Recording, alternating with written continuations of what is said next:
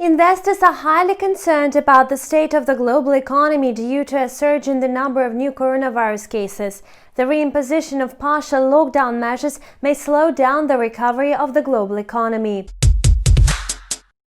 Traders are disappointed by the refusal of the US authorities to extend several emergency lending programs. Treasury Secretary Steven Mnuchin requested that the Fed should return to the Treasury the unused funds allocated under the CARES to support the Fed lending program. Meanwhile, yesterday there was an increase in the number of initial jobless claims, indicating a resumption of employment problems.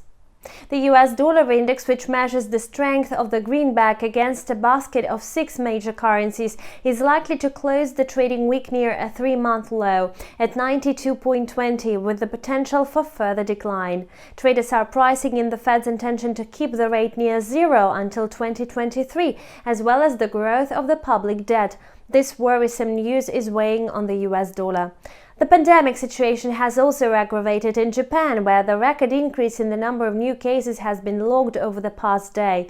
Prime Minister Yoshihide Suga warned that the country is on maximum alert and urged people to do everything in their power to prevent the spread of infection. The yen halted its growth on the back of such news. It entered the sideways channel near the 103.80 level. It's likely to close this trading week at this level. Yet technical analysis experts note that it may rebound and recover above the level of 104.05. The yen's decline occurred mostly due to weak fundamental data. Today, Japan's inflation report was published. Judging by the figures, Japan is in an ongoing battle against deflation. On October, consumer prices fell by 0.4% over the year. The indicator was not only below forecast, but also hit a 4-year low.